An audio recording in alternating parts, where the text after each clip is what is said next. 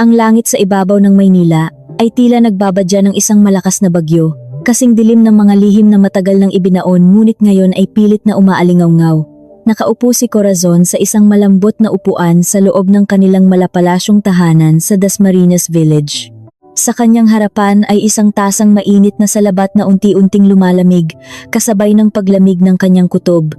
Narinig niya ang ugong ng makina ng pamilyar na sasakyan na pumasok sa malawak nilang bakuran. Ang asawa niyang si Fernando.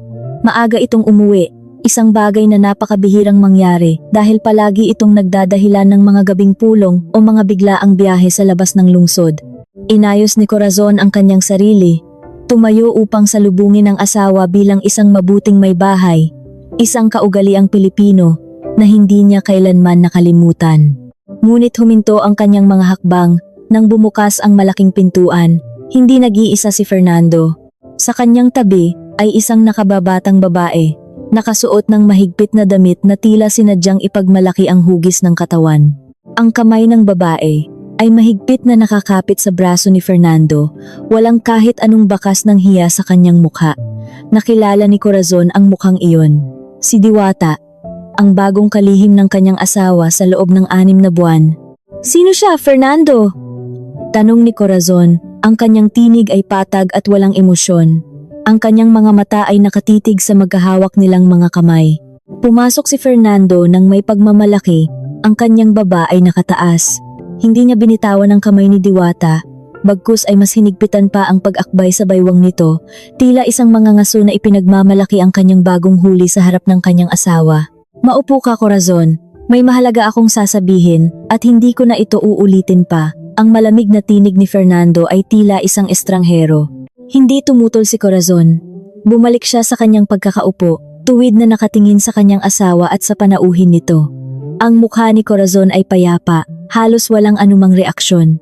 Ibang-iba sa kanyang puso, na tila binabayo ng malakas na alon sa dalampasigan ng Manila Bay, ngunit siya ay sanay magtago ng tunay na nararamdaman. Dinala ni Fernando si Diwata sa isang mahabang upuan sa mismong harapan ni Corazon.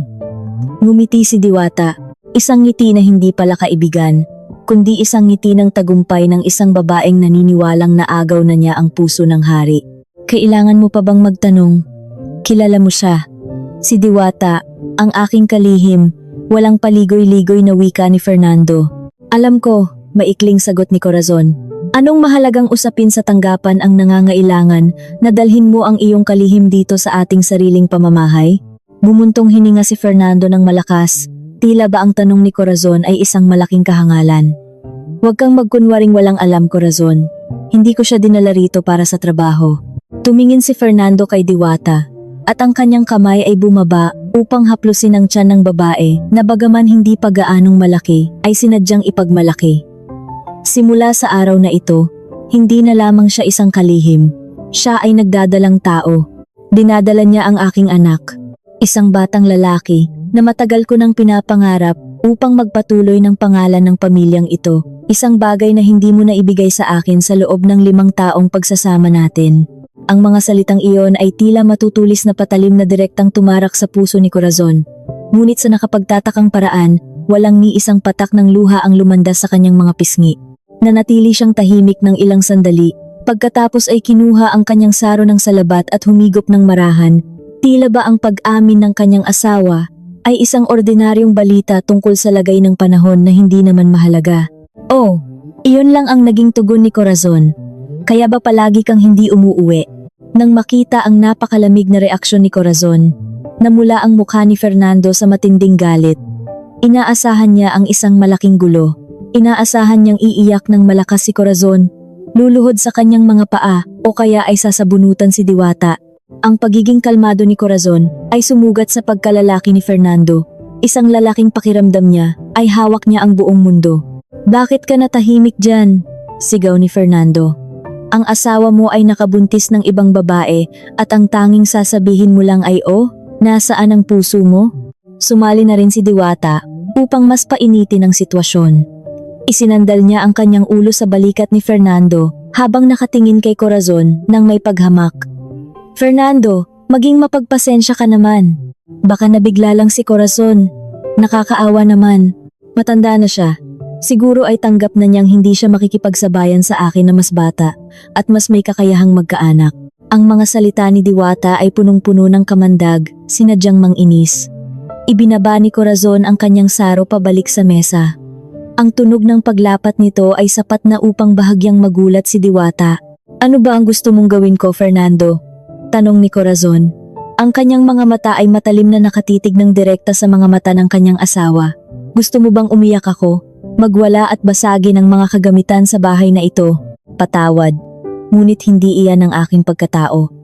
Kung nagpasya ka ng magtaksil, ang aking mga luha ay masyadong mahalaga para pumatak dahil sa isang lalaking katulad mo. Bantayan mo ang iyong pananalita, Corazon. Tumayo si Fernando at dinuro ang mukha ng kanyang asawa. Dapat mong malaman ang iyong lugar. Baog ka. Natural lamang na maghanap ako ng ibang babae na magbibigay sa akin ng supling. Hindi ako baog, Fernando. Sabi ng manggagamot ay pareho tayong malusog, hindi lang talaga siguro tamang panahon, mahinahon ngunit matatag na pagtutol ni Corazon. Puro kadahilan, putol ni Fernando. Ang patunay ay mabilis na nabuntis si Diwata sa loob lamang ng ilang buwan na kasama ko siya. Ibig sabihin, ikaw ang may problema. Tumawa ng mahina si Diwata. Ang tunog ng kanyang pagtawa ay lubhang nakakairita sa pandinig. Hayaan mo na siya, Fernando. Huwag ka nang magalit. Baka makasama pa iyan sa ating sanggol. Ang mahalaga ay sa akin ka na ngayon at magkakaroon na tayo ng sarili nating pamilya. Bumalik sa pag-upo si Fernando, sinusubukang pakalmahin ang kanyang sarili. Tiningnan niya si Corazon ng may pagbabanta. Makinig kang mabuti, Corazon. Dahil nagdadalang tao si Diwata sa aking anak, hindi ko hahayaang tumira siya sa isang maliit at masikip na paupahan. Kailangan niya ng ginhawa.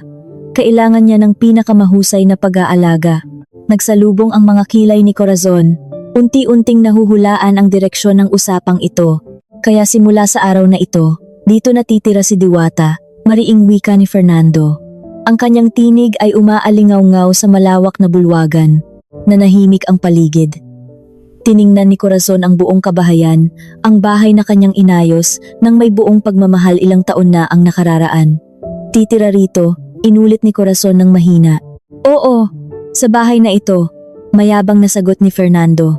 At bilang isang asawang walang kakayahang magbigay ng anak, kailangan mong tanggapin ang katotohanan ito. Kailangan mong ibahagi ang bubong na ito kay Diwata.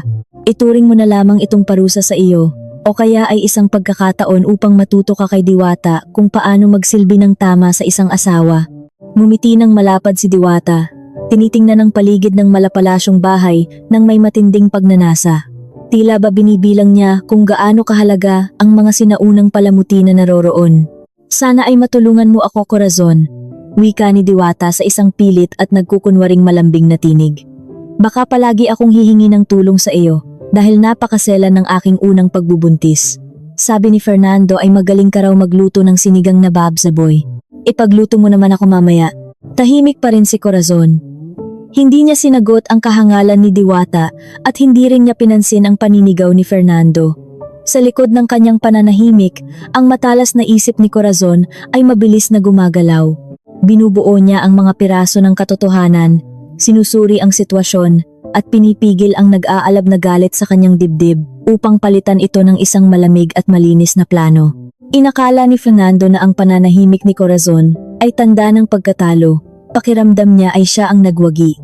Pakiramdam niya ay matagumpay niyang napasuko ang kanyang asawa na noong una ay masyadong independyente at palaging nasusunod.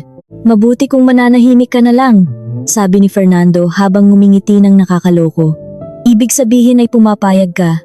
Ihanda mo ang silid panauhin para kay Diwata. Teka, nagdadalang tao si Diwata. Kailangan niya ng malambot na higaan at malawak na silid. Tumingala si Fernando sa hagdan patungo sa ikalawang palapag. Sa pangunahing silid tulugan matutulog si Diwata kasama ko. Lumipat ka sa silid panauhin sa ibaba.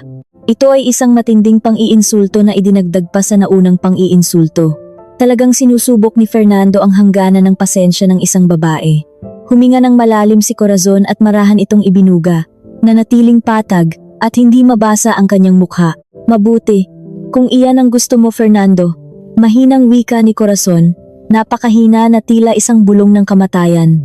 Lalong naging mabigat ang hangin sa bulwagan matapos pumayag si Corazon na lumipat ng silid. Ngunit tila hindi pa nakukontento si Fernando sa pagpapalayas lamang sa kanyang asawa mula sa kanilang sariling silid. Gusto niya ng buong tagumpay. Gusto niyang makita si Corazon na nawasak, nagmamakaawa, at umaamin na wala siyang magagawa kung wala si Fernando. Teka muna, Corazon. Hindi pa ako tapos magsalita. Malakas na sigaw ni Fernando nang akmang aalis na si Corazon sa kanyang kinauupuan. Muling umupo si Corazon, magkasalikop ang dalawang kamay sa kanyang kandungan ng may buong grasya. Ano pa ba, Fernando? Hindi ba't ibinigay ko na ang aking silid sa inyong dalawa?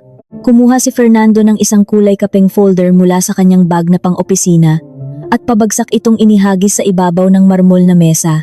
Ang tunog ng pagbagsak ng folder ay umalingaw-ngaw na lalong nagpatindi sa tensyon. Tiningnan ni Diwata ang folder na may kislap sa mga mata. Tila alam niyang ang nilalaman nito ay ang kanyang tiket patungo sa marangyang buhay na pinapangarap niya. Huwag mong isipin na tapos na ang usapan. Dahil lang sa lumipat ka ng silid, nagbabantang wika ni Fernando. Naglakad siya paikot sa mesa.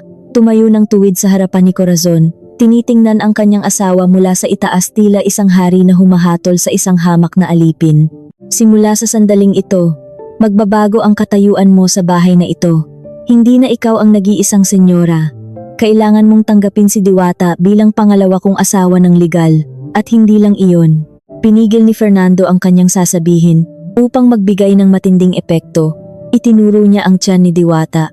Kapag isinilang na ang batang ito, ikaw ang mag-aalaga sa kanya. Ikaw ang mag-aasikaso sa lahat ng kanyang pangangailangan. Ituring mo itong tungkulin mo dahil wala kang kwentang asawa na hindi makapagbigay ng sarili kong anak. Tumawa ng mahina si Diwata. Ang tunog ng kanyang tawa ay parang kampana ng kamatayan para sa dignidad ng isang babae. Tama, Corazon. Bata pa naman ako. Gusto kong tumutok sa pagbabalik ng aking alindog. Pagkatapos kong manganak para manatili akong maganda para kay Fernando. Kaya ikaw na ang mag-alaga sa sanggol. Isipin mo na lang na nag-e-ensayo kang maging ina. Tutal, hindi mo pa naman naranasan kung gaano kahirap magkaroon ng anak. Sinulyapan ni Corazon si Diwata, isang sulyap na mahirap intindihin bago muling tumingin sa kanyang asawa. Fernando, alam mo ba kung ano ang sinasabi mo? Hinihiling mong maging yaya ako ng anak mo sa labas? Hindi iyon isang kahilingan, Corazon. Isa itong utos. Sigaw ni Fernando. Pulang-pula ang kanyang mukha dahil pakiramdam niya ay sinasalungat siya. Makinig kang mabuti sa aking huling babala. Inilapit ni Fernando ang kanyang katawan kay Corazon. Ang kanyang hintuturo ay nakaturo ng direkta sa mukha ng kanyang asawa. Mayroon kang dalawang pagpipilian. Unang pagpipilian, tanggapin mo ang iyong kapalaran bilang unang asawa. Tanggapin mo si Diwata at alagaan mo ang aking anak. Maaari ka pa ring tumira sa malapalasyong bahay na ito, kumain ng masasarap, at tamasahin ang mga pasilidad na mayroon tayo. Ngunit dapat mong malaman na ang posisyon mo ay mas mababa kaysa kay Diwata. Huminga si Fernando at ngumiti ng may kalupitan. O ang ikalawang pagpipilian, umalis ka rito ngayon din. Ngunit tandaan mo, Corazon, kung pipiliin mong umalis, mawawala ang lahat sa iyo. Sisiguraduhin kong wala kang madadala kahit isang sentimo mula sa ating mga kayamanan. Lalabas ka ng suot lamang ang mga damit na nasa iyong katawan. Magiging isa kang pulubi, matanda, at mahirap sa mga kalsada ng Maynila. Tila ba naging sobrang haba ng pananahimik na sumunod? Iniisip ba ni Fernando na talagang matatakot si Corazon sa banta ng kahirapan? Ano ang susunod na hakbang ng babaeng tahimik na pinagmamasdan ang sariling pagguho ng kanyang pamilya? Hanggang saan aabot ang pagtitiis ng isang asawa bago siya tuluyang gumanti? Nanatiling nakatitig si Corazon sa kulay kaping pabalat ng mga papeles na nasa ibabaw ng mesa. Mula roon, lumipat ang kanyang paningin sa mukha ni Fernando na umaapaw sa kayabangan at panghuli, sa mukha ni Diwata na nag-uumapaw sa huwad na tagumpay. Sa kaibuturan ng kanyang isipan, walang bahid ng takot si Corazon. Bagkus, ang natitirang paggalang at mga huling patak ng pagmamahal na marahil ay naroon pa para sa kanyang asawa. Sa mismong sandaling iyon, ay tuluyan ng naglaho na parang bulang tinangay ng hangin. Nadurog at naging alikabok. Ang lalaking nasa kanyang harapan ay hindi na ang lalaking pinangakuan niya sa harap ng altar.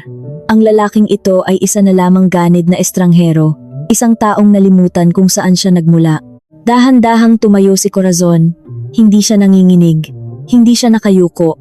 Tumayo siya ng tuwid, naglalabas ng isang malamig na aura, na naging dahilan upang makaramdam ng bahagyang kilabot si Diwata kahit walang tiyak na dahilan. Kaya kung aalis ako, mawawala ang lahat sa akin. Iyan ba ang sinasabi mo, Fernando? Tanong ni Corazon upang tiyakin ang nais iparating ng asawa. Tiyak na wala ka ng magiging anuman kung wala ako. Malakas na sagot ni Fernando. Ang mga sasakyan, ang bahay na ito, ang mga tarheta sa bangko, lahat ng iyan ay akin. Isa ka lamang linta na sinuwerte dahil pinakasalan kita. Ang salitang linta ang naging huling mitsa. Tipid na ngumiti si Corazon. Napakatipid na halos hindi na makita. Hindi iyon ngiti ng pagkatalo, kundi isang ngiti ng pamamaalam sa katangahan ng kanyang asawa. Mabuti, mahinahong tugon ni Corazon. Ang kanyang tinig ay patag, walang anumang pagsabog ng emosyon na labis na inaasahan ni Fernando. Naiintindihan ko na ang aking kalagayan ngayon. Tumawa ng malakas si Fernando, lubos na nasisiyahan sa pag-aakalang pinili ni Corazon ang unang pagpipilian dahil sa takot na maghirap. Aba, ganyan dapat. Iyan ang tunay na asawang masunurin. Ngayon, bilisan mo at ihanda mo ang ating hapunan. Gusto ni Diwata, ng mamahaling inihaw na baka. Siguraduhin mong katamtaman lang ang luto. Huwag mong sunugin gaya noong nakaraang linggo. Sa halip na sagutin ang utos tungkol sa pagkain, tumalikod si Corazon at nagsimulang maglakad patungo sa hagdanan. Hoy, saan ka pupunta? Nasa kabilang banda ang kusina, sigaw ni Fernando. Pupunta ako sa silid. Magpapahinga lang sandali bago ko gawin ang mga dapat kong gawin, sagot ni Corazon nang hindi man lang lumilingon pabalik. Bumuntong hininga si Fernando sabay akbay kay Diwata at hinalikan ang tuktok ng ulo ng babae. Nakita mo na, mahal? Hindi siya makapanlaban. Hindi niya kayang iwanan ang karangyaan ng bahay na ito. Simula ngayon, ikaw na ang reyna rito. Nagpalambing lalo si Diwata. Napakagaling mo talaga, Fernando. Lalong nadaragdagan ang pagmamahal ko sa iyo. Nagtawanan silang dalawa sa gitna ng bulwagan. Ipinagdiriwang ang tagumpay na nakatuntong sa pagdurusa ng iba. Hindi nila alam na sa itaas, sa loob ng tahimik na silid, hindi nagpapahinga si Corazon. Nakatayo ang babae sa harap ng isang malaking dibuho ng tanawin ng kabundukan na nakasabit sa pader ng kanyang silid. Tinitigan niya ang dibuho ng may matalim na paningin. Inabot ng kanyang kamay hindi upang humanga sa sining, kundi upang kapain ang gilid ng kuwadro. May isang maliit na nakatagong kawit doon. Ang gabing ito ang magiging huling gabi ni Corazon sa bahay na ito. Ngunit hindi siya aalis bilang isang talunan. Tulad ng iniisip ni Fernando, aalis siya upang ihanda ang digmaan. Ang tunay na digmaan. Sa ibaba, abala pa rin sina Fernando at Diwata sa pag-uusap tungkol sa mga plano nilang baguhin ang ayos ng bahay. Wala silang kamalay-malay na ang pundasyon ng kanilang marangyang buhay ay may lamat na at handa ng gumuho sa loob ng ilang oras. Lalong lumalim ang gabi. Ipinapakita ng orasan ng 2 ng madaling araw. Ang malapalasyong bahay ay nilamon ng isang nakakabinging katahimikan. Sa 2 palapag, sa loob ng pangunahing silid na dapat sana ay pahingahan ni Corazon, naririnig ngayon ang mahinang paghilik ni Fernando. Mahimbing ang tulog ng lalaki. Pakiramdam ay nasakop na niya ang mundo matapos matagumpay na matapakan ang dignidad ng kanyang asawa. Sa kanyang tabi, mahimbing din si Diwata. Marahil ay nananaginip tungkol sa mga mamahaling bagay na ipinangako ni Fernando bilang regalo kinabukasan. Samantala, sa silid panauhin na matatagpuan sa ibaba, dilat na dilat pa rin ang mga mata ni Corazon. Walang luha, walang humahagulgol na pagtangis tulad ng karaniwang nangyayari sa mga murang drama sa telebisyon. Nakaupo siya ng tuwid sa gilid ng kama, nakasuot ng mga itim na damit na madaling igalaw, hindi mga damit pantulog. Dahan-dahang tumayo si Corazon. Napakagaan ng kanyang mga hakbang. Halos walang tunog na marinig nang lumapat ang kanyang mga paa sa malamig na marmol na sahig. Hindi siya tumatakas dahil sa takot. Isinasagawa niya ang unang hakbang ng kanyang plano. Palihim na lumabas si Corazon mula sa silid panauhin, umakyat sa hagdan patungo sa 2 palapag ng buong pag-iingat. Ang kanyang layunin ay hindi ang pangunahing silid, kung saan natutulog ang asawa at ang kinakasama nito, kundi isang silid sa dulo ng pasilyo, ang pansariling aklatan. Ang silid na ito ay ang tanging lugar sa bahay na bihirang pasukin ni Fernando dahil pinakatamad ang asawa niya na magbasa ng mga aklat o mag-asikaso ng mga komplikadong papeles. Mas gusto ni Fernando na ubusin ang oras sa silid-awitan o sa paglalaro. Pagdating sa loob, tahimik na ikinandado ni Corazon ang pinto. Binuhay niya ang maliit na ilaw mula sa kanyang telepono hindi ng ahas na buksan ang pangunahing ilaw upang hindi tumagos ang liwanag mula sa siwang ng pinto. Itinutok niya ang mahinang liwanag sa malaking dibuho ng bundok na kanyang tinitigan kaninang hapon. Nang may sanay na galaw, itinulak ni Corazon ang kuwadro pakanan. Sa likod nito ay nakabaon ng isang bakal na lalagyan ng kayamanan. Alam ni Fernando na narito ito, ngunit dahil sa kayabangan, hindi niya kailanman inintindi kung ano ang laman nito. Inakala niyang naglalaman lamang ito ng mga lumang alahas na pamana ng lola ni Corazon, mga bagay na walang halaga sa kanyang paningin. Mas pinapahalagahan ni Fernando ang mga pera sa bangko na ang mga tarheta ay hawak niya. Mabilis na pinindot ng maliliit na daliri ni Corazon ang mga numero.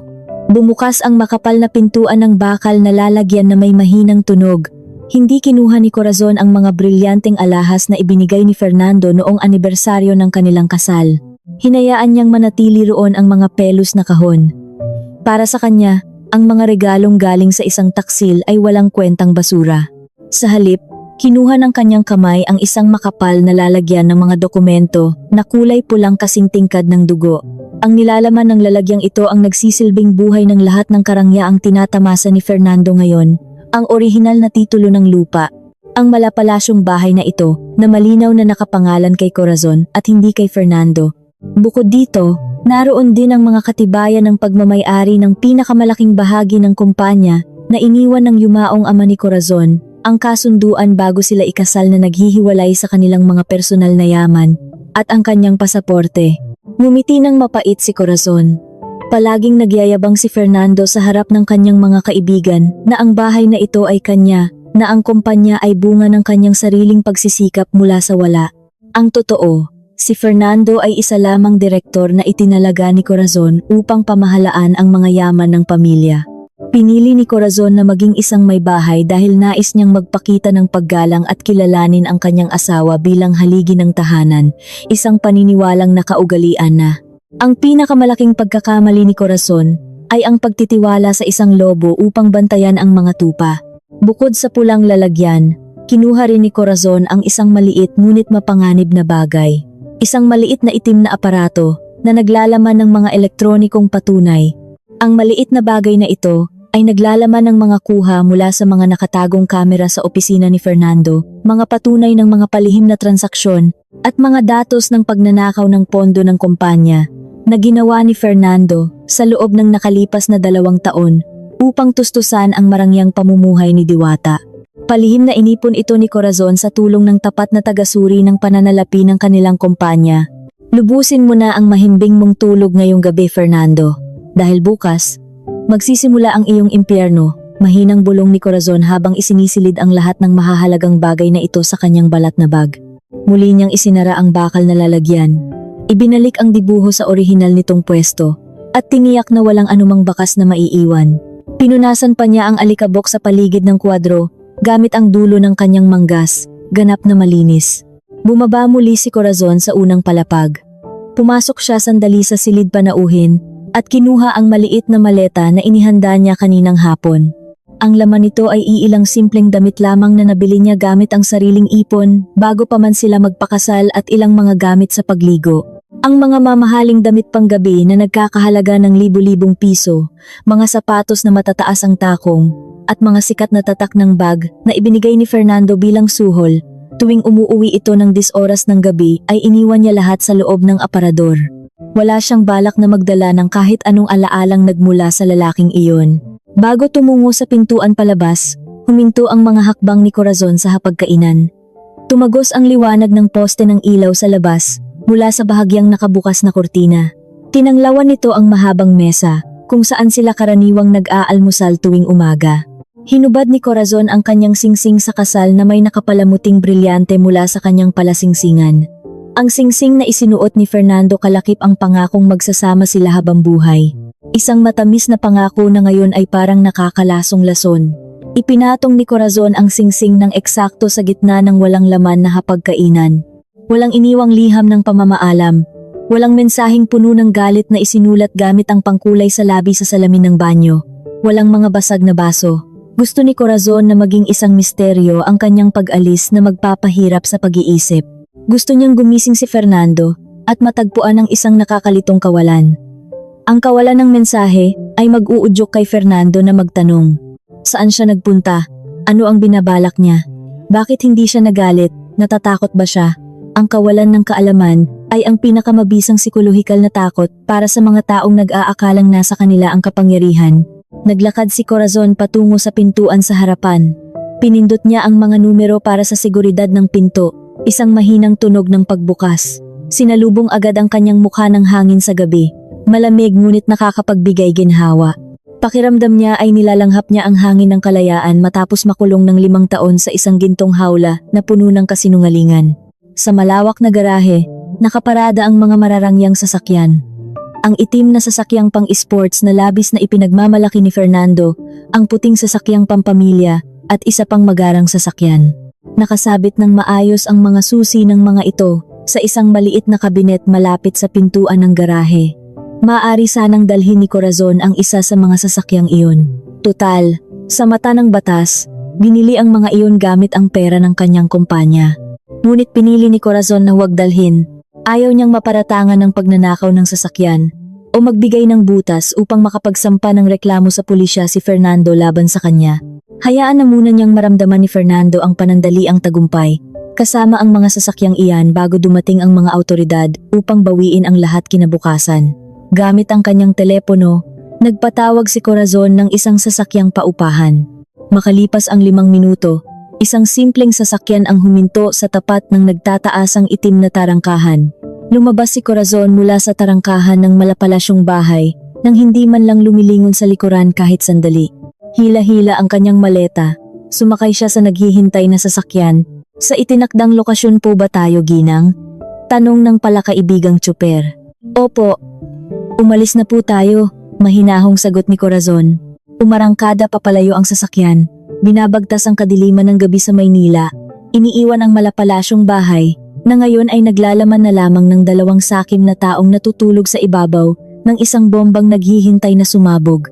Isang bomba na ang mitsa ay karga-karga ngayon ng mismong asawang inakala nilang mahina at hangal. Ang katahimikan bago ang bagyo ay natapos na.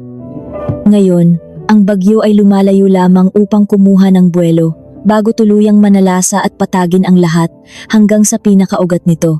Sa loob ng bahay, nag-inat si Fernando sa kanyang pagkakatulog. Yakap ang una na inakala niyang kanyang asawa. Walang kamalay-malay na pagmulat niya ng kanyang mga mata. Ang kanyang mundo ay tuluyan ng magbabago ng tuluyan. Ang singsing sa ibabaw ng hapagkainan ay kumikislap sa malamig na liwanag ng buwan. Nagsisilbing piping saksi sa pagwawakas ng isang kasal at sa pagsisimula ng isang napaka-eleganteng paghihiganti. Tapos na ang kwento ng masunuring asawa. Maligayang pagdating sa tunay na reyna. Ano ang kahaharapin ni Fernando pagbukas ng kanyang mga mata? Sa pag-aakalang hawak pa rin niya ang mundo sa kanyang mga palad. Makakaya ba niya ang bigat ng katotohanang siya ay walang laban sa babaeng labis niyang minaliit? Ang sikat ng araw sa umaga ay masiglang pumasok mula sa siwang ng kurtina ng pangunahing silid, bumagsak ng tuwid sa mukha ni Fernando. Dahan-dahan siyang nag-inat, idinipa ang mga kamay, at nakaramdam ng matinding kasiyahan.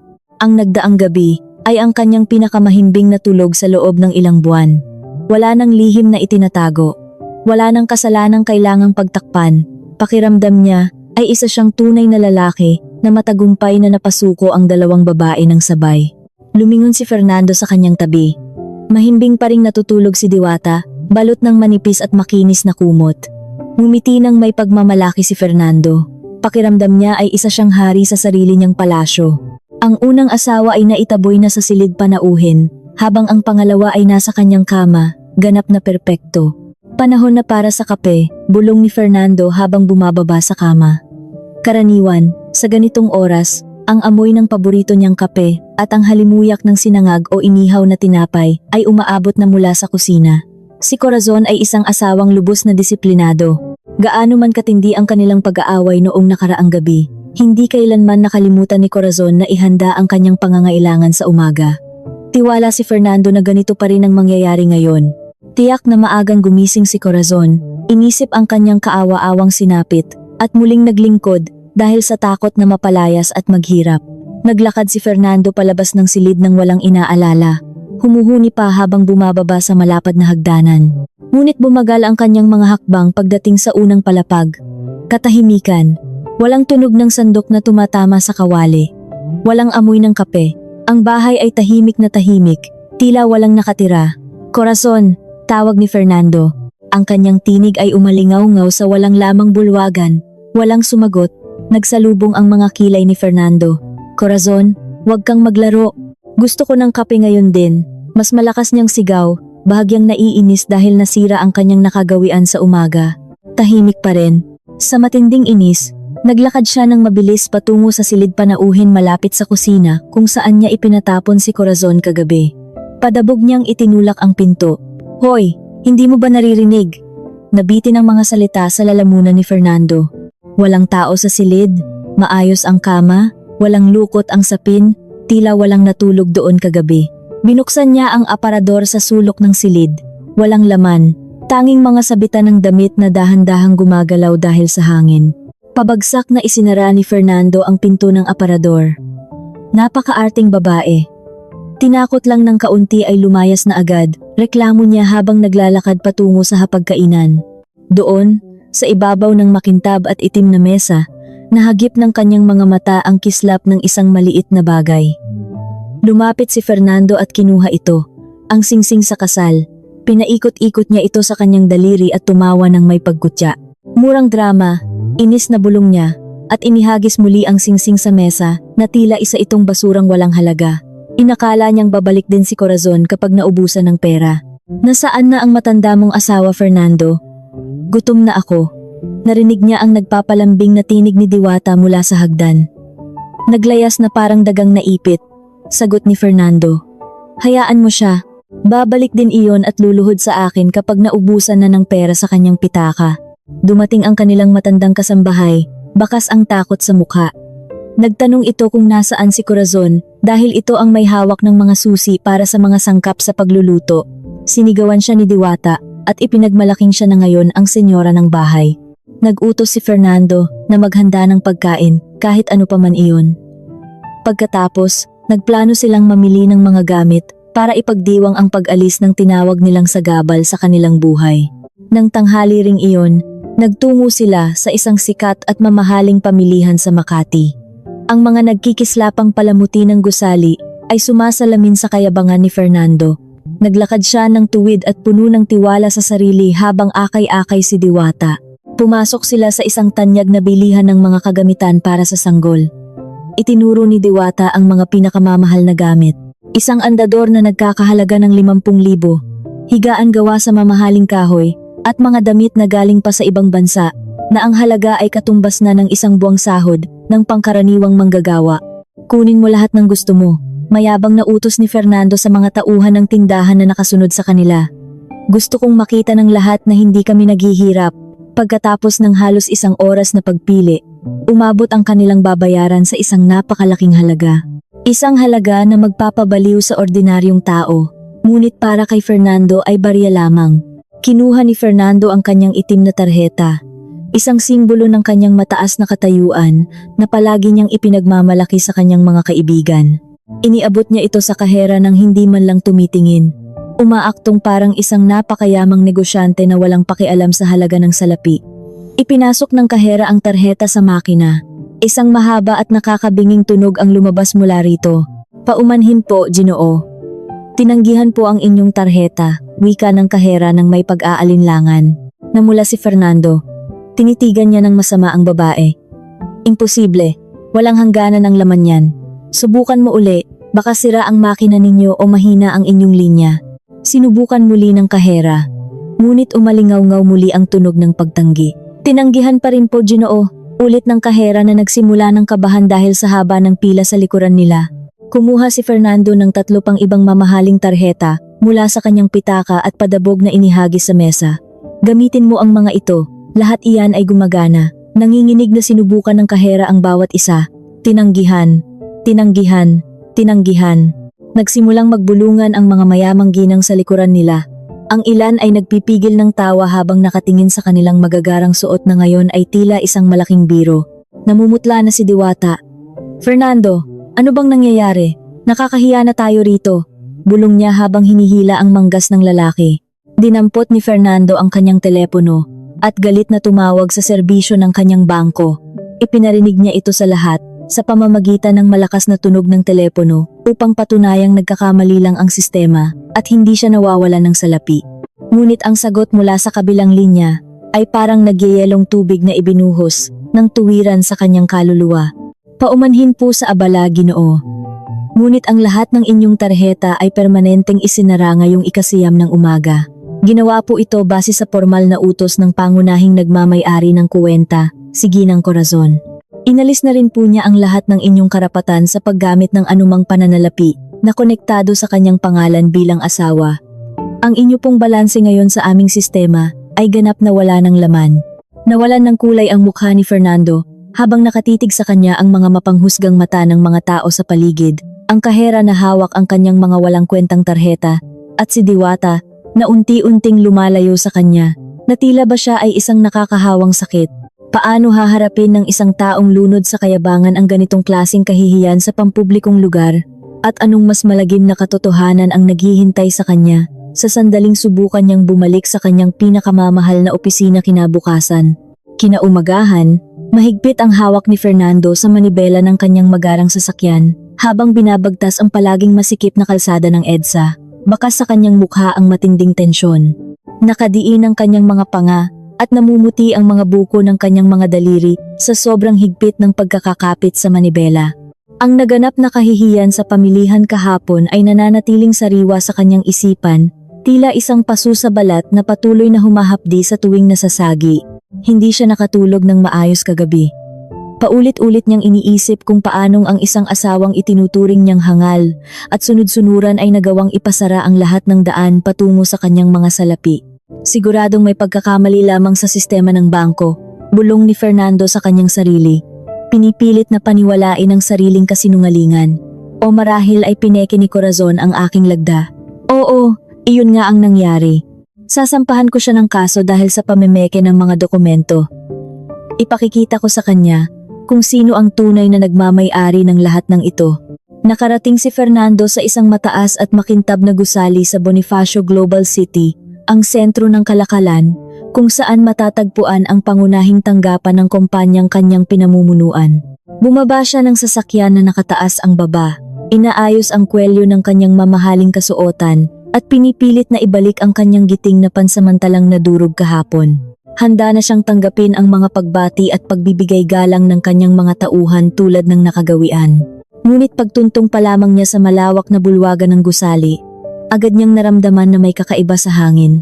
Karaniwan, tatayo ang babae sa tagatanggap ng mga panauhin upang bumati ng may malapad na ngiti at sasabihing magandang umaga po, Ginoong Pangulo. Ang mga gwardiya ay mabilis na magbubukas ng salaming pinto para sa kanya. Subalit sa araw na ito, ang babae sa unahan ay nagkunwaring abala sa pakikipag-usap sa telepono, halatang iniiwasan ang kanyang mga mata. Ang gwardiyang nakabantay ay nanatiling nakatayo ng matigas, nakatingin kay Fernando ng may halong awa at pag-iingat. Binaliwala ni Fernando ang kakaibang pakiramdam na iyon. Naglakad siya patungo sa pribadong asensor na nakalaan lamang para sa mga matataas na pinuno ng kumpanya. Ilang mga tauhan na naghihintay sa ordinaryong asensor ang biglang nanahimik nang makita siya. Nagsikuhan ang mga ito, nagbulungan, at mabilis na nag-iwas ng tingin nang lumingon si Fernando sa kanilang gawi.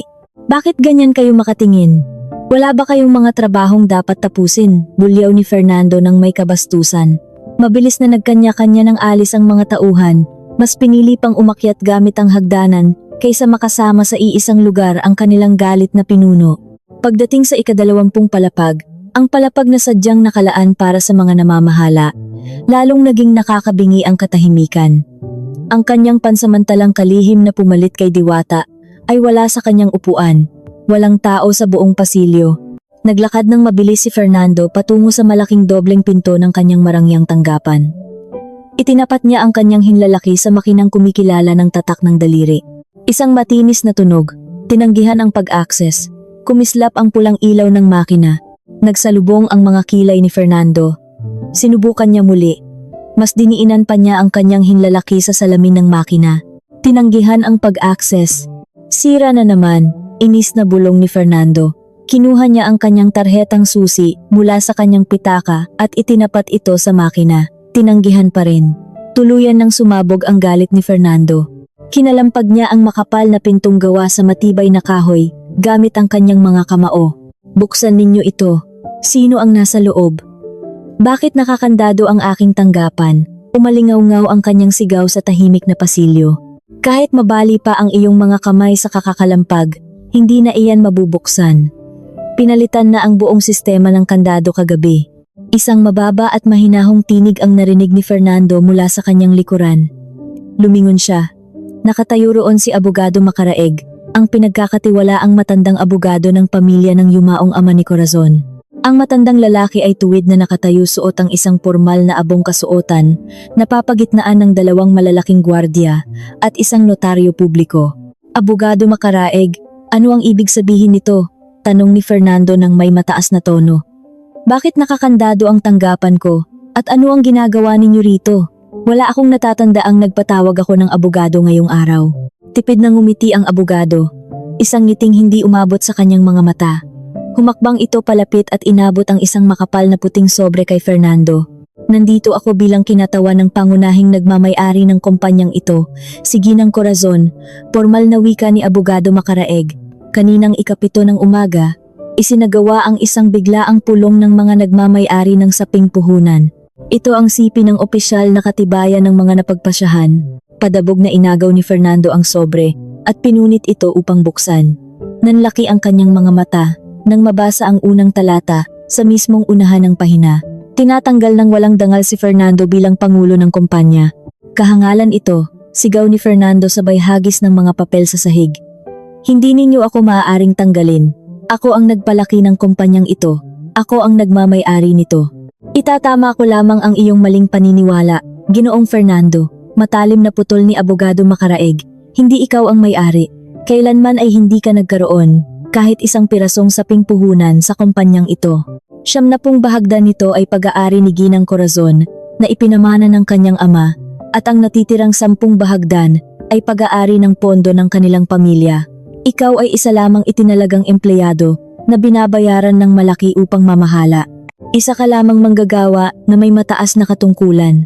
Nanahimik si Fernando. Namutla ang kanyang buong mukha. Nakalimutan niya. Sa loob ng 5 taon, naging masyado siyang komportable sa pag-upo sa trono ng kapangyarihan, kaya nakalimutan niyang hindi sa kanya ang tronong iyon. Nakalimutan niyang ang kanyang pirma ay may bisa lamang hanggat ninanais ni Corazon. Ngunit ano ang dahilan? Naging maayos ang aking pamamalakad. Tumaas ang kita natin, pagdadahilan ni Fernando. Naghahanap ng butas upang makalusot. Sumenya si Abogado Macaraeg sa notaryo sa kanyang tabi upang buksan ang isa pang lalagyan ng mga papeles. Tumaas ang kita sa mga papel, ngunit may malaking butas sa pagdaloy ng pondo, malamig na paliwanag ng abogado. Ibinigay na sa amin ni Ginang Corazon ang kumpletong patunay ng malalimang pagsusuri sa pananalapi. Ang itim na aparato na matagal mo nang itinatago na naglalaman ng mga peking transaksyon patungo sa pansariling kuwenta na nakapangalan kay Binibining Diwata at ang mga patunay ng paglustay ng pondo ng kumpanya upang ibili ng mga personal na ari-arian. Ang lahat ng ito ay nasa aming mga kamay na. Nanghina ang mga tuhod ni Fernando. Ang itim na aparato. Ang bagay na hinanap niya sa loob ng bakal na lalagyan sa kanilang bahay kaninang umaga at hindi niya matagpuan. Dinala pala iyon ni Corazon. Alam ng babaeng iyon ang lahat. Labis na nasaktan si Ginang Corazon. Pagpapatuloy ng abogado, bumaba ang tinig ngunit tila tumatarak sa dibdib. Nanahimik siya sa matagal na panahon hindi dahil wala siyang alam, kundi dahil hinihintay kanyang matauhan. Ngunit sa halip, nag-uwi ka pa ng ibang babae sa kanyang bahay at pinalayas ang tunay na nagmamay-ari ng lahat. Iyon ang naging pinakamalaki at huli mong pagkakamali. Gusto kong makausap si Corazon. Nasaan siya? Tinangkang sumugod ni Fernando patungo sa pintuan, ngunit mabilis na hinawakan ng mahigpit ng 2 gwardya ang kanyang mga balikat. Bitiwan ninyo ako. Asawa niya ako. Pumiglas si Fernando. Dating asawa. Pagtatama ni Abogado Macaraeg. At tungkol sa inyong kasal, ang formal na kahilingan para sa pagpapawalang bisa nito ay naihain na kaninang umaga.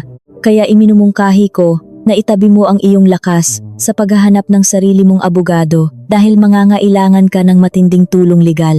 Bukod sa kasong sibil, inihahanda na rin namin ang kasong kriminal para sa pandarambong ng 5 milyong piso mula sa kaba ng kumpanya.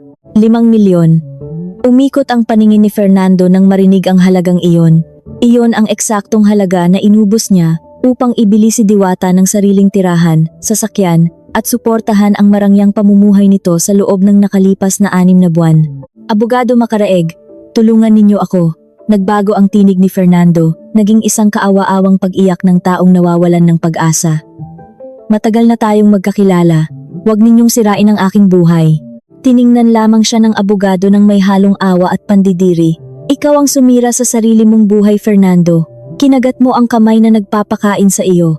Lumingon ang abogado sa mga gwardiya. Bantayan ninyo siya habang kinukuha ang kanyang mga personal na gamit. Mga litrato at damit lamang ang maaaring dalhin. Walang anumang papeles, computer, o kagamitan ng kumpanya ang maaaring ilabas. Pagkatapos, ihatid ninyo siya hanggang sa labas ng pintuan ng gusali. Teka, ang sasakyan ko. Ang susi ng sasakyang iyon ay kailangan mong ibigay ngayon din. Lahat ng abogado ng kanyang palad. Ari-arian iyon ng kumpanya. Binabawi na namin ang lahat ng pribilehiyo mo simula sa segundong ito. Nanigas si Fernando. Walang katungkulan, walang sahod, walang daan sa mga bangko, at ngayon, wala na ring masasakyan. Nanghihinang dinukot niya sa kanyang bulsa ang susi ng magarang sasakyan, na kaninang umaga lamang ay labis niyang ipinagmamalaki.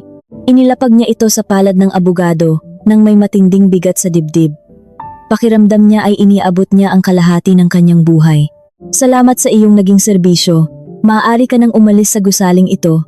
Pagtatapos ng abogado bago tumalikod at pumasok sa tanggapan na dati ay nagsisilbing kaharian ni Fernando, iniiwan ang lalaki sa pasilyo na parang isang basurang kakatapon lamang. Naglakad si Fernando na tila walang sariling lakas, bantay sarado ng 2 gwardya. Sa buong paglalakad niya palabas ng gusali, naramdaman niya ang matatalim na titig ng daan-daang tauhan.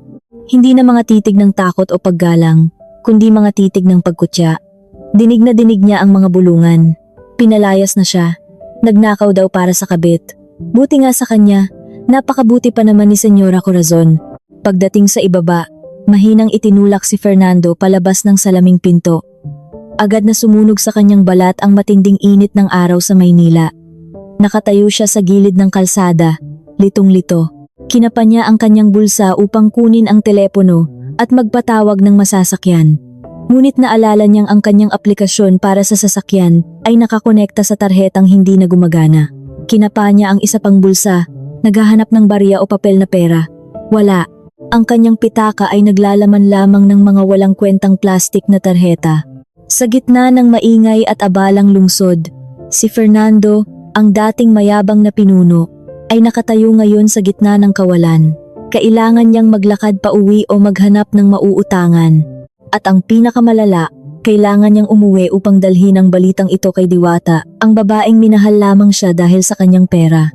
Tumingala si Fernando sa mataas na gusali sa huling pagkakataon. Pilit na isinisiksik sa kanyang isipan na nawala ang kanyang korona dahil minaliit niya ang isang reynang inakala niyang mahina. Ngunit may natitira pang isang pag-asa sa kanyang isipan. Ang bakal na lalagyan sa kanilang bahay. Kung naroon pa ang mga pisikal na dokumento at titulo, maaari pa siyang lumaban sa korte. Maaari siyang magsinungaling na iniwan siya ni Corazon. Ngunit pag-uwi kaya niya ay madadatnan niya ang kanyang huling sandata o ang huling pako sa kanyang sariling kabaong. Tumirik ang sikat ng araw sa kalagitnaan ng hapon, tila nakikisama sa nag-aalab na galit at pagkalito sa dibdib ni Fernando. Basang-basa ng pawis ang kanyang mamahaling damit. Ang kwelyo na kaninang umaga ay tuwid na tuwid, ngayon ay gusot at nakababa na. Matapos siyang itaboy palabas ng gusali, kinailangan niyang maglakad ng napakahaba sa ilalim ng nagbabagang araw dahil wala siyang sapat na barya pambayad kahit sa mga pampasaherong sasakyan. Ang bawat hakbang niya pauwi sa kanilang malapalasyong bahay ay may kasamang bigat ng 1,000 bato. Sa bawat patak ng kanyang pawis ay unti-unting nadudurog ang kanyang kayabangan. Nang marating niya ang mataas na itim na tarangkahan ng kanilang bahay, itinulak niya ito gamit ang kanyang natitirang lakas. Bumukas ito ng may mabigat na tunog. Pumasok si Fernando. Ang kanyang hininga ay paputol-putol. Sa loob ng malawak na bulwagan, nadatnan niya si Diwata na nakahiga sa malambot na upuan, walang pakialam sa mundo, habang nagbabasa ng isang makapal na babasahin tungkol sa mga usong damit. Nakataas pa ang mga paa nito sa ibabaw ng babasaging mesa. Nang makita ni Diwata si Fernando na pumasok na tila isang basang sisiw, magulo ang buhok at walang dalang sasakyan, nagsalubong ang mga kilay ng babae. Bakit ganyan ang itsura mo? At nasaan ang sasakyan? Akala ko ba ay kukuha ka ng pera sa iyong tanggapan para makabalik tayo sa pamilihan? Sunod-sunod na tanong ni Diwata, ang tinig ay matinis at puno ng pagrereklamo. Hindi sumagot si Fernando. Hindi man lang niya tinapunan ng tingin ng babae. Ang kanyang isip ay nakatuon lamang sa isang bagay. Ang bakal na lalagyan ng yaman sa ikalawang palapag. Alam niyang ito na lamang ang tanging paraan upang mabawi niya ang kanyang kapangyarihan. Kung hawak niya ang mga orihinal na titulo ng lupa at mga papeles ng kumpanya, maaari siyang kumuha ng ibang abogado upang labanan si Corazon. Maaari niyang palabasin na inabandona siya ng kanyang asawa. Fernando, kinakausap kita, sigaw ni Diwata na halatang naiinis dahil hindi siya pinansin. Tumayo ito at sinundan ang lalaki na halos tumatakbo na paakyat sa hagdan. Manahimik ka muna, Diwata. Magulo ang isip ko, bulyaw ni Fernando nang hindi lumilingon. Pumasok si Fernando sa tahimik na silid-aklatan. Nanginginig ang kanyang mga kamay nang buksan niya ang ilaw. Ang kanyang mga mata ay agad na dumapo sa malaking dibuho ng bundok na nakasabit sa pader. Narito pa, sana ay narito pa. Bulong niya sa kanyang sarili na parang isang taong nawawalan ng katinuan. Pabigla niyang tinanggal ang kuwadro at inilapag sa sahig. Tumambad sa kanya ang pintuan ng bakal na lalagyan. Mabilis na tumibok ang kanyang puso. Pinindot niya ang mga lihim na numero gamit ang kanyang nanginginig at pawisang mga daliri. Mali! Isang malutong na mura ang lumabas sa kanyang bibig. Huminga siya ng malalim. Pinilit na pakalmahin ang sarili at muling pinindot ang mga numero ng dahan-dahan. Ang petsa ng kanilang kasal ni Corazon. Tumunog ang makina at nagkulay luntian ang maliit na ilaw. Bumukas. Isang malakas na buntong hininga ng pag-asa ang pinakawalan ni Fernando. Kung nabuksan pa niya ito gamit ang lumang numero, marahil ay nakalimutan itong alisan ng laman ni Corazon. Marahil ay nagmamadali ang babae sa pag-alis kagabi. Hinila niya ang makapal na pintuan at binuksan ito ng maluwang. Ngunit sa sumunod na sandali, tila huminto sa pag-ikot ang mundo ni Fernando. Nanlaki ang kanyang mga mata habang nakatitig sa madilim at walang laman na espasyo sa loob ng bakal na kahon. Walang laman, simot na simot, wala ang mga salansan ng perang papel na karaniwan niyang itinatago roon para sa mga biglaang pangangailangan. Wala ang mga kahon ng alahas at higit sa lahat, wala ang mga pulang lalagyan ng mga dokumento na hinahanap niya. Ang tanging naroon ay manipis na alikabok at isang maliit na dilaw na papel na nakadikit sa panloob na dingding ng kahon. Kinuha iyon ni Fernando nang may panginginig. Nakasulat doon ang maayos at matapang na sulat kamay ni Corazon. Naghahanap ka ba ng bagay na hindi naman sa iyo? Isang malakas na sigaw ng pagkabigo ang pinakawalan ni Fernando. Nilukot niya ang maliit na papel at buong lakas na ibinagsak ang pinto ng bakal na lalagyan. Lumikha ito ng isang nakakabinging ingay. Sinipa niya ang kalapit na mesa, dahilan upang mahulog ang isang mamahaling florera at mabasag sa maliliit na piraso. Si Diwata, nakararating lamang sa hamba ng pinto, ay napatalon sa gulat nang makita ang pagwawala ni Fernando. Ano ba ang nangyayari sa iyo? Tinatakot mo ako. Lumingon si Fernando. Pulang-pula ang kanyang mukha at tila luluwa ang kanyang mga mata. Tiningnan niya si Diwata nang may blankong paningin. Wala na ang lahat. Anong wala na ang lahat? Unti-unting pumasok si Diwata, naguguluhan habang nakatingin sa bukas at walang laman na bakal na lalagyan. Kinuha ba ni Corazon ang mga pera? Hayaan mo na. Marami ka pa namang ibang ari-arian. Nakapangalan naman sa iyo ang bahay na ito at ang kumpanya, hindi ba? Ang inosenteng tanong ni Diwata ay tila gasolinang ibinuhos sa naglalagablab na apoy. Tumawa si Fernando. Isang tawa na sintunado at nakakapanindig balahibo. Napaupo siya sa malamig na sahig. Isinandal ang likod sa pader sa ibaba ng walang laman na kahon. Tinanong mo kung kanino nakapangalan ang bahay na ito. Nakatitig si Fernando sa kisame ng silid. Bumalik sa kanyang isipan ang mga nangyari 5 taon na ang nakalipas. Bago sila ikasal ni Corazon, inilatag ng ama ng babae ang sandamakmak na papeles upang kanyang pirmahan. Dahil lasing siya sa pag-ibig at gusto niyang patunayang malinis ang kanyang hangarin, pinirmahan niya ang lahat nang hindi binabasa ang mga detalye. Inakala niyang isa lamang itong formalidad. Ngayon ko lang naalala, mahinang bulong ni Fernando. Ang titulo ng lupang ito ay nakapangalan kay Corazon. ang papeles ng pagtatag ng kumpanya, ang pangunahing nagmamay-ari ay si Corazon. Kahit ang mga magagarang sasakyan sa ibaba, lahat iyon ay ari-arian ng kumpanya. Tiningnan ni Fernando si Diwata na ngayon ay unti-unti nang namumutla. At may isa pang papeles na nawawala rito, Diwata. Ang pinakamapanirang papeles sa lahat. Anong papeles iyon? Nanginginig na tanong ni Diwata. Ang kasunduan namin bago kami makasal, sagot ni Fernando. Ang tinig ay puno ng kawalan ng pag-asa. Nakasulat doon ng malinaw ang paghihiwalay ng aming mga yaman. Ibig sabihin, kung ano ang dala niya bago kami makasal, ay mananatiling kanya, at kung ano man ang kinita mula sa kanyang mga yaman, habang kami ay mag-asawa ay kanya pa rin. Wala akong karapatan sa kahit isang kusing.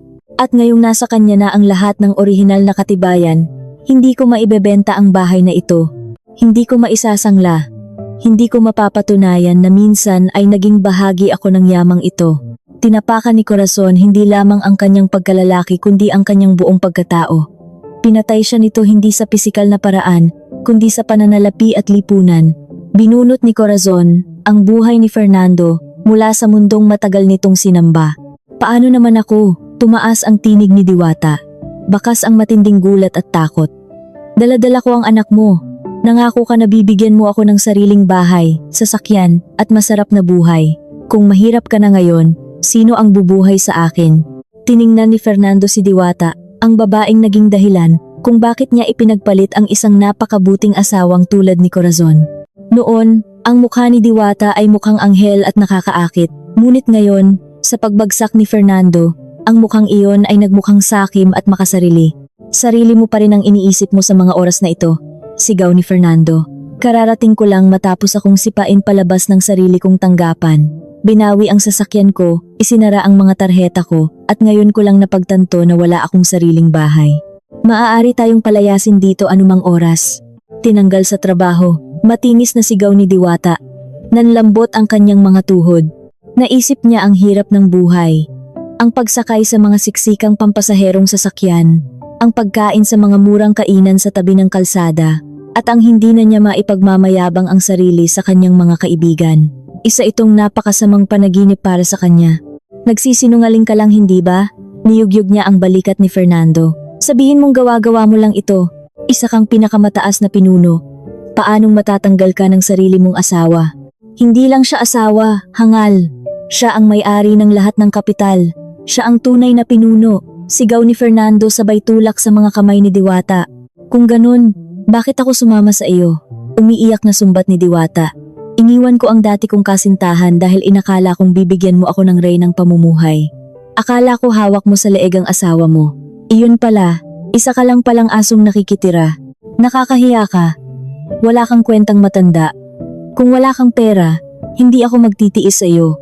Isang malakas at malutong na sampal ang dumapo sa makinis na pisngi ni Diwata. Umalingaw-ngaw ang tunog niyon sa loob ng tahimik na silid. Nakatingin si Fernando sa sariling palad, mabilis at mabigat ang paghinga. Samantala, hawak ni Diwata ang kanyang namumulang pisngi, ang mga mata ay nanlalaki sa gulat at galit. Ang asawa kong tunay na nagmamay-ari ng lahat, ay hindi kailanman ako minaliit o pinagsalitaan ng ganyan sa loob ng 5 taon. Siya ay may uring hindi mo kailanman maaabot. Sumigaw si Fernando na tuluyan nang nawalan ng kontrol. Hindi namamalayang ipinagtatanggol pa niya ang asawang kanyang tinarantado.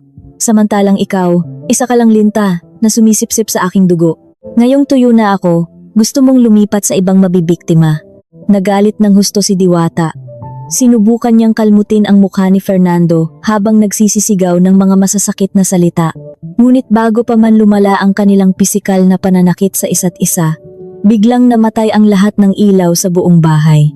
Ganap na kadiliman ang bumalot sa kanila. Ang ugong ng malaking makina na nagbibigay ng malamig na hangin sa kabahayan ay dahan-dahang huminto. Ang mga bentilador ay tumigil sa pag-ikot, katahimikan. Tanging ang kanilang mabibigat na paghinga ang naririnig sa madilim na silid. Bakit namatay ang ilaw? Nanginginig na tanong ni Diwata.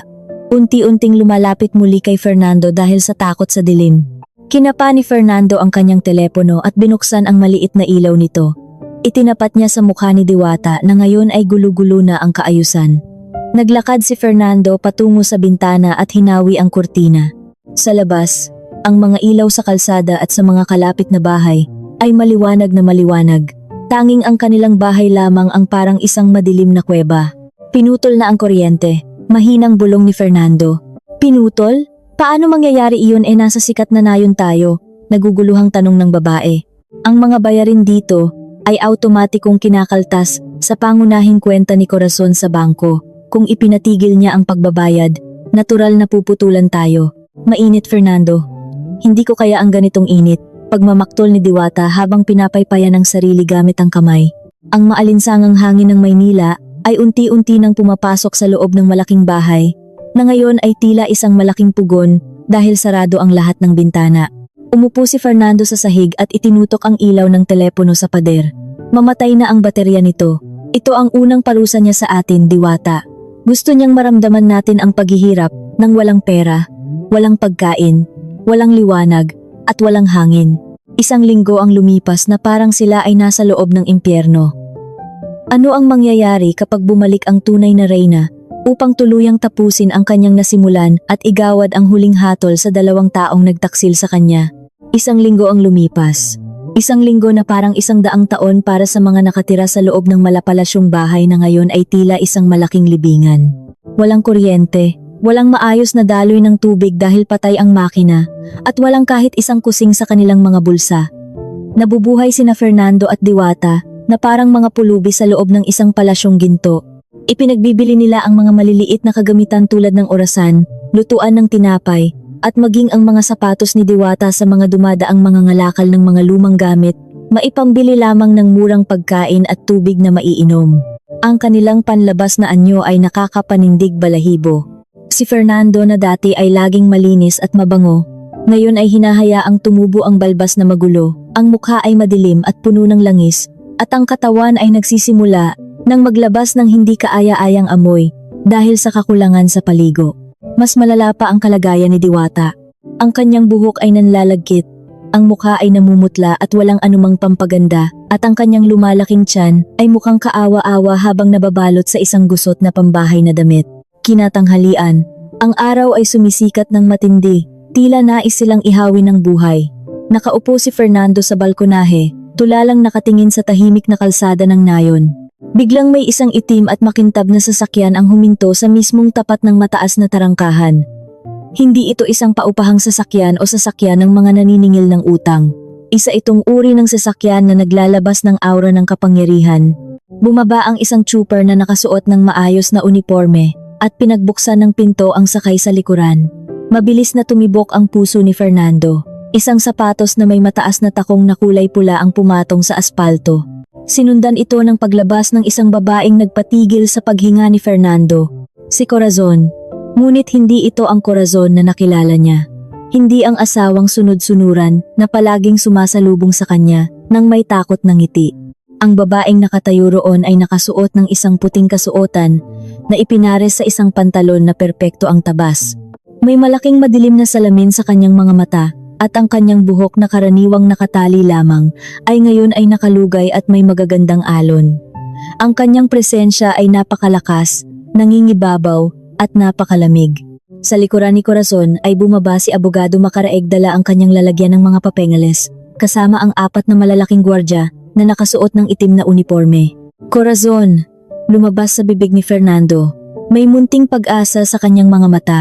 Inakala niyang dumating si Corazon upang iligtas siya o marahil ay humupa na ang galit nito. Tumayo si Fernando at patakbong lumapit sa tarangkahan. Nakalimutan niya ang kanyang sariling anyo. Mahal, bumalik ka rin, sigaw ni Fernando na basag ang tinig habang pilit na binubuksan ang tarangkahan na siya mismo ang nagkandado mula sa loob dahil sa takot sa mga naniningil ng utang. Nanginig ang kanyang mga kamay habang binubuksan ang kandado. Pagkabukas ng tarangkahan, idinipa ni Fernando ang kanyang mga kamay upang yakapin ang asawa. Alam kong babalik ka. Patawarin mo ako, nabulag lamang ako. Isang impyerno ang bahay na ito kung wala ka. Ngunit biglang huminto ang mga hakbang ni Fernando. 2 gwardiya ang mabilis na humarang. Idinipa ang kanilang mga kamay upang pigilan ang katawan ni Fernando na makalapit o mahawakan man lang si Corazon. Huwag mong hahawakan ang aking kliyente, matigas na utos ni Abogado Macaraeg. Dahan-dahang inalis ni Corazon ang kanyang madilim na salamin. Tiningnan niya si Fernando mula ulo hanggang paa. Ang tingin na iyon ay hindi tingin ng galit o poot. Isa itong tingin ng pandidiri. Tila ba nakikita ni Corazon ang isang duming nakadikit sa ilalim ng kanyang sapatos. Mabaho ka, Fernando. Patag na wika ni Corazon. 4 na salita lamang, ngunit ang epekto nito ay mas masakit pa sa sampal. Corazon, parang awa mo na. Asawa mo ako. Mag-usap tayo sa loob ng maayos. Ipapaliwanag ko ang lahat. Si Diwata, isang malaking pagkakamali si Diwata. Pangako, palalayasin ko siya ngayon din kung gusto mo, pagmamakaawa ni Fernando. Handa siyang itapon si Diwata, sa sandaling iyon maibalik lamang ang kanyang komportableng buhay. Mula sa pintuan ng bahay, lumabas si Diwata na bakas ang takot sa mukha. Narinig niya ang ingay. Nang makita niya si Corazon na mukhang isang sikat na personalidad, nang hina ang kanyang tuhod. Nagtago siya sa likod ng isang poste sa balkonahe, hawak-hawak ang kanyang tiyan. Hindi pinansin ni Corazon ang mga sinasabi ni Fernando. Naglakad siya papasok, nilagpasan lamang ang kanyang asawa at sinundan ng kanyang mga gwardya. Ang kanyang mga hakbang ay tuwid patungo sa pintuan ng bahay. Sumunod si Fernando na parang isang basang sisiw na nawalan ng ina, patuloy na nagmamakaawa. Corazon, pakinggan mo muna ako. Nagkamali ako. Humihingi ako ng tawad, ngunit wag naman ganito. Pinatay mo ang kuryente. Ipinasara mo ang mga kuwenta ko sa bangko. Napakalupit mo. 2 araw na akong hindi kumakain. Pag-iyak ni Fernando. Huminto si Corazon sa mismong hamba ng pinto. Inilibot niya ang kanyang paningin sa bulwagan na napakagulo. Mga walang laman na bote ng tubig na nakakalat.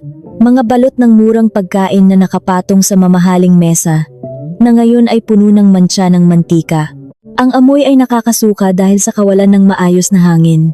Ang bahay na ito, umiling si Corazon ng marahan, hinawakan ang maalikabok na ibabaw ng mesa gamit ang dulo ng kanyang daliri, at pinunasan ito gamit ang basang tisyu na iniabot ng kanyang kasama. 1 linggo pa lamang akong nawawala. Nagmukha na itong kulungan ng mga daga. Iyan ay dahil walang kasambahay. Hindi dumating si Manang dahil walang pampasweldo, pagdadahilan ni Fernando. Humarap si Corazon at tiningnan ng matalim si Fernando. Fernando, hindi mo ba napagtanto, sa loob ng 5 taon, naramdaman mong ikaw ay isang hari? Inakala mo bang ang bahay na ito ay naglilinis ng kusa? Inakala mo bang ang mga masasarap na pagkain ay kusang lumilitaw sa hapag? Ako ang nag-ayos ng lahat ng iyon.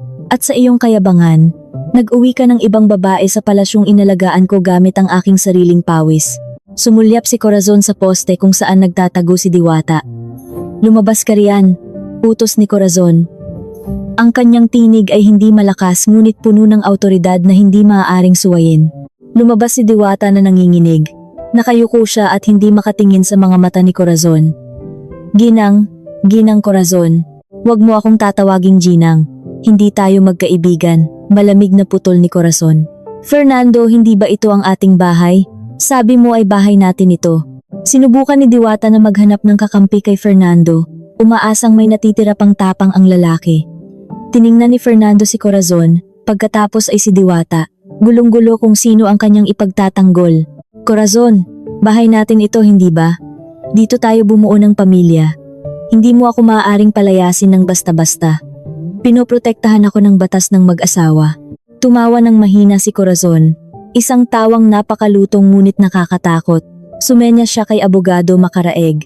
Binuksan ng abogado ang kanyang bag at kinuha ang mga orihinal na dokumento. Ginoong Fernando, panimula ni Abogado Macaraeg. Pakibasa ng mabuti. Ito ang orihinal na titulo ng lupang ito. Taon ng pagbili, 2018.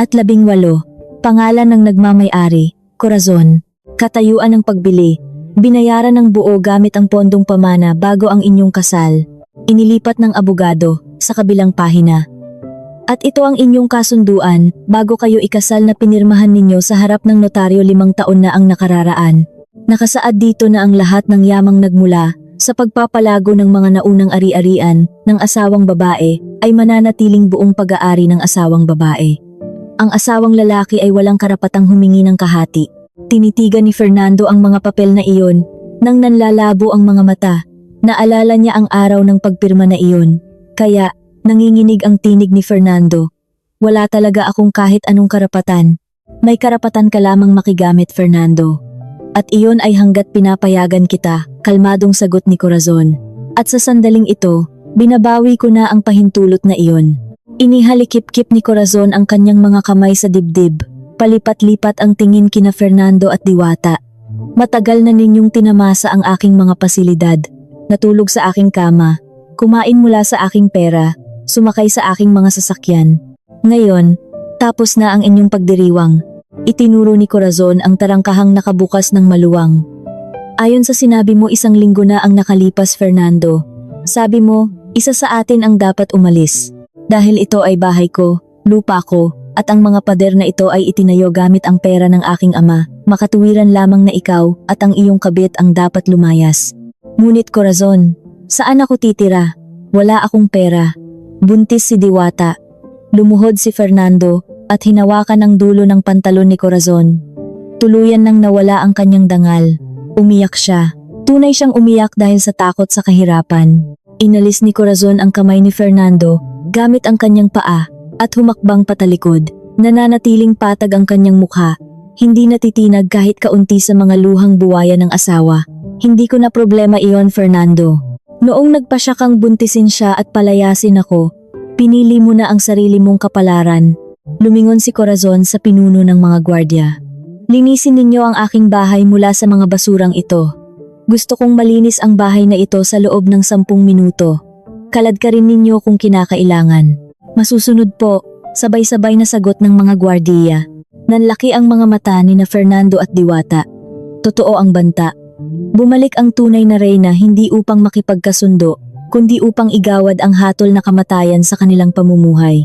Sa gitna ng pag-iyak ni Diwata at pag-ungal ni Fernando, nakatayo ng tuwid si Corazon.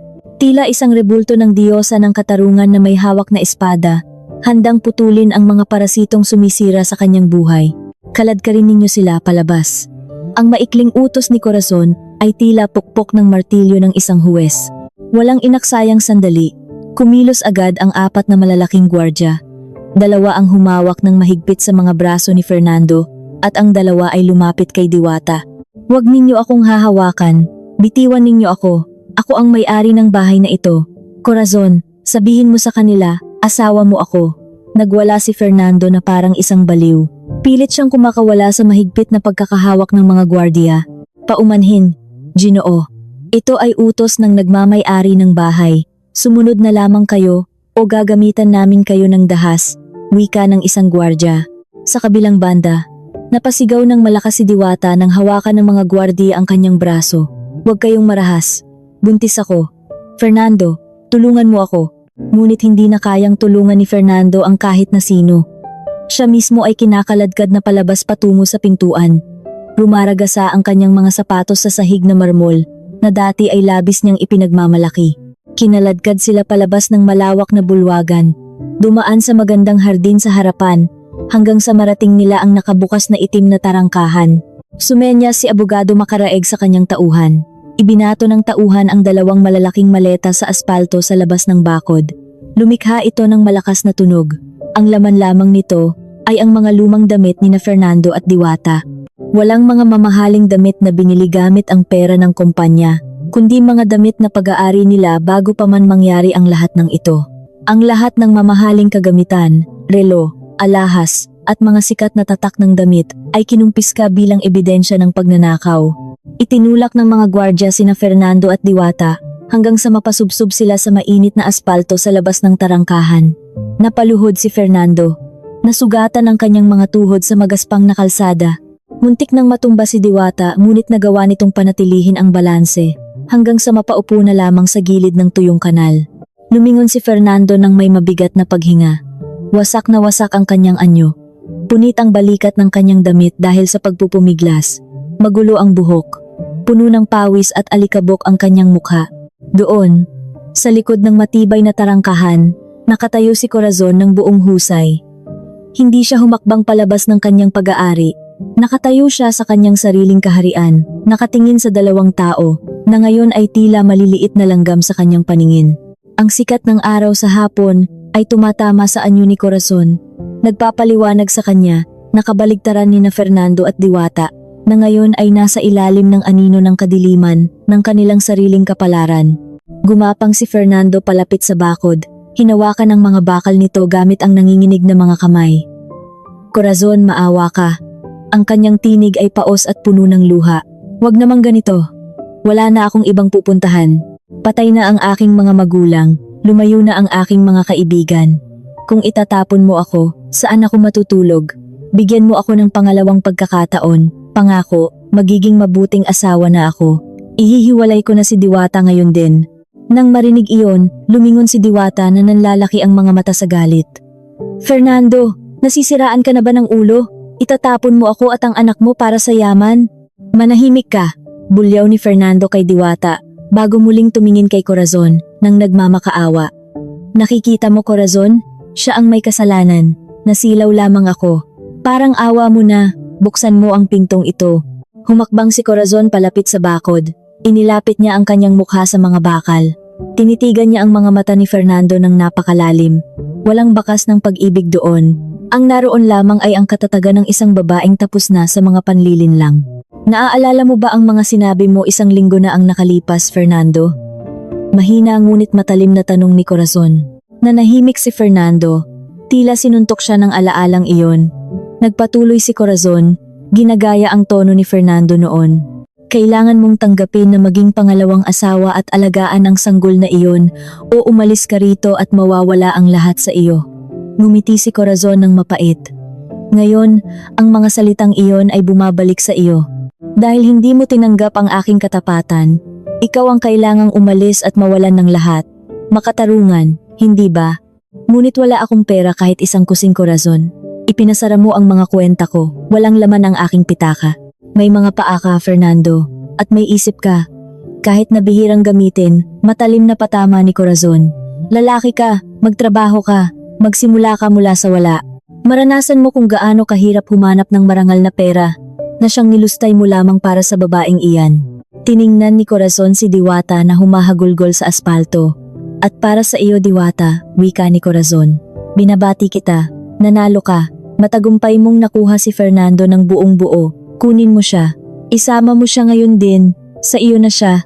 Kasama ng lahat ng kanyang kahirapan at mga utang. Masiyahan kayo sa tunay na pag-ibig na ipinagmamalaki ninyo ng walang anumang pera. Napakasama mo, Corazon. Pasigaw na iyak ni Diwata. Hindi ako masama. Ibinabalik ko lamang ang mga basura sa tamang lalagyan, malamig na sagot ni Corazon. Sumenya si Corazon.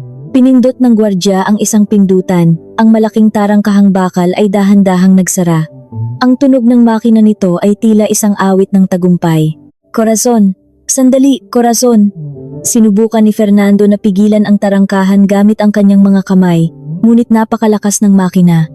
Tinabig ng gwardya ang mga kamay ni Fernando upang hindi ito maipit. Masiyahan kayo sa bago ninyong buhay. Ang huling sinabi ni Corazon bago tuluyang sumara ang tarangkahan. Sana ay sapat ang inyong pagmamahal para makabili ng gatas para sa sanggol na iyan. Sumara ng tuluyan ang tarangkahan. Kinukulong si Corazon sa loob ng kanyang tahimik na palasyo at iniiwan sina Fernando at Diwata sa labas, sa ilalim ng mainit at malupit na mundo, na nahimik sandali ang kalsada. Ilang mga kapitbahay na nakarinig ng ingay ang lumabas ng kanilang mga bahay at nanood mula sa malayo. Nagbubulungan sila habang nagtuturo. Isang napakatinding kahihiyan ang nadama ni Fernando. Ang dating ginagalangang pinuno, ngayon ay pinapanood ng mga tao sa nayon bilang isang pulubi. Humarap si Fernando kay Diwata. Tiningnan din siya ni Diwata. Kasalanan mo ang lahat ng ito, Fernando. Sigaw ni Diwata sabay bato ng kanyang tsinelas sa lalaki. Kung hindi ka nagkunwaring mayaman, hindi sana ako sasama sa iyo. Paano na ang buhay ko ngayon?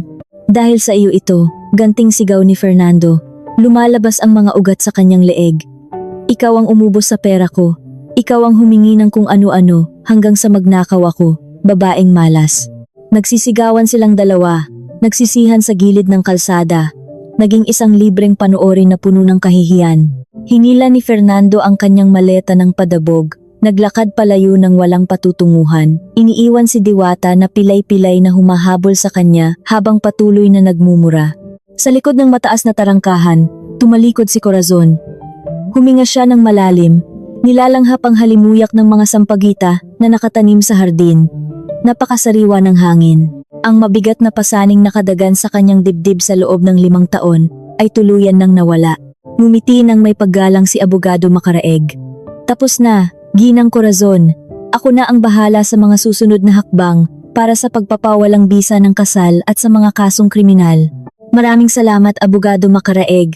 Ngumiti si Corazon ng totoo, ang kanyang unang ngiti na ganap na malaya. Ngayon, gusto kong magpabili ng sinigang na baboy at malamig na sagot gulaman. Gutom na ako. Naglakad si Corazon papasok sa kanyang bahay. Magaan ang kanyang mga hakbang. Hindi na siya ang asawang laging nananahimik. Siya ang reyna na naglinis ng kanyang palasyo, handang simulan ng isang bagong buhay na mas masaya, nag-iisa ngunit puno ng kapangyarihan. Hanggang saan nga ba aabot ang kabayaran ng isang pagkakanulo kapag ang taong labis mong sinaktan ay napagtanto na hawak niya ang buong mundo sa kanyang mga palad?